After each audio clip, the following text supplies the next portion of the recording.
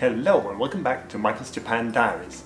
So I'm back here on the same couch you saw me on last time, which means I am back in Japan. I did, as I mentioned, go to Denmark. I had this idea that I might want to record a little bit of video and stuff there, but yeah, it's the first time I went back in 3 years, so I just had so much stuff to see and do and catch up to that the whole video thing was kind of put a little bit to the side. And then I thought, well, I have an extra week of time off after I come back to Japan, and then I can catch up and make a bunch of videos and stuff. And I didn't have my suitcase.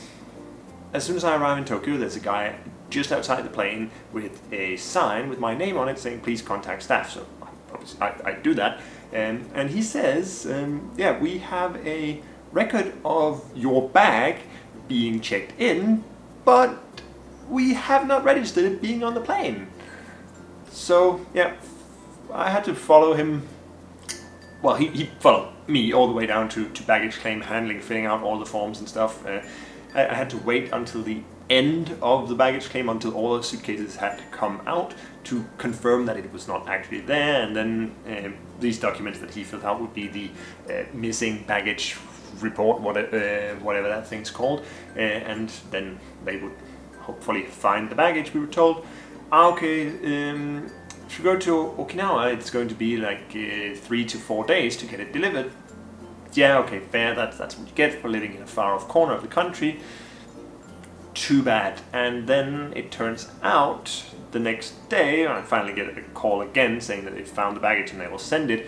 Oh yeah, it can be delivered early, at the earliest, on a date that was more than a week in the future, actually 9 days after I first landed in Japan.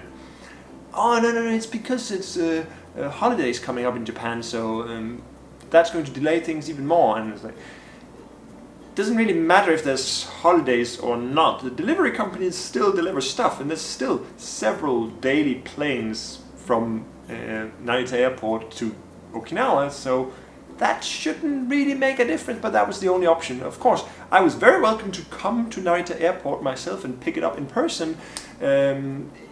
Yeah, I'm going to spend that time and extra money to, during this holiday period in Japan, to take a flight to go there personally to pick it up. Of course I'm going to do that.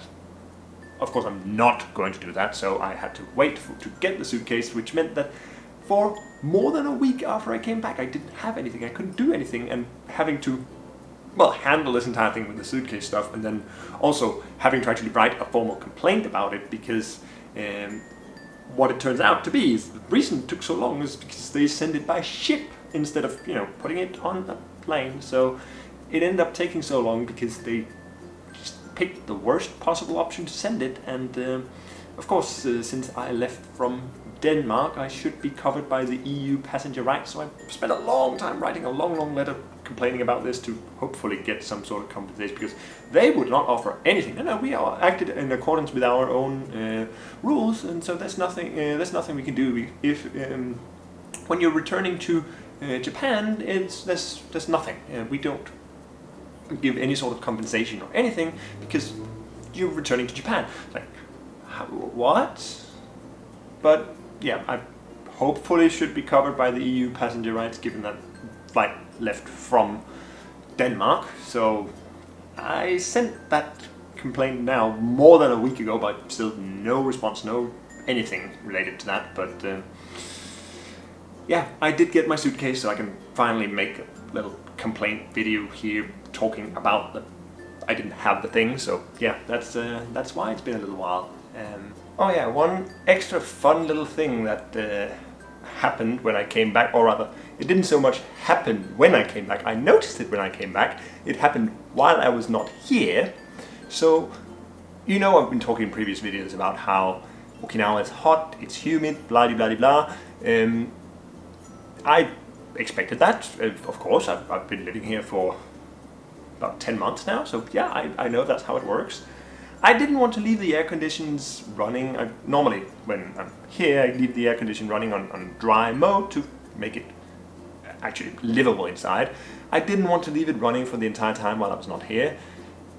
but I didn't expect that it would be pretty bad, so I put these little dehumidifying things. Actually, I can show you. So we've got these little dehumidifying boxes. I think it's like calcium chloride or something that's in here, so it will just passively, through the film up here, passively just absorb moisture out of the air, and like it will fill up with water here. I always got them in the closets, but also so I replaced the ones in the closets just before leaving, and I put 6 of these, I think, around the rooms here. And well, I mean, this is one of them. You can see that it's already filled up with water to there. I was gone for 2 weeks. These 6 were filled up. Well, they've been filling up since I came back as well, but they filled up to like about this amount here, just through the time that I was gone. And I found a lot of nice shades of green and white furry stuff all over the place. Some places that kind of almost make sense. Worst one was probably the bedside table that I have. Looked like this. And in the shoe box, in the shoe locker at the entrance, shoes look like this. Yeah, lots of nice, friendly mold and yeah, that all over the place. Even in places I didn't even realize could grow mold, on top of the fume hood on the above the stove, look like this. I guess this is really just like the dust on there that's growing mold, not the actual like metal fume hood, but I didn't even realize to grow mold in a place like that. My keyboard and mouse looked like this. So yeah, leaving home for 2 weeks in summer in Okinawa is a bit dangerous, it seems. So a lot of cleaning with a lot of wet tissues, with like alcohol wipes, and very much wearing a mask while wiping all that off, and a lot of vacuuming afterwards, and very much replacing the vacuum cleaner bag after that. And I still keep finding in random places like, oh, there was some mold there that I didn't see. For example, the other day, just in the kitchen, in the drawer with the kitchen utensils, the chopsticks for cooking were just completely covered in mold for some reason. So yeah,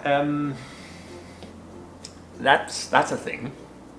Now I'm also coming to the end of my summer. Actually, I am at the end of my summer break. We'll actually start doing work, so that means all of the extra time I thought I would have to make some stuff is yeah. I will try to get out some videos eventually at some point. You know how it goes.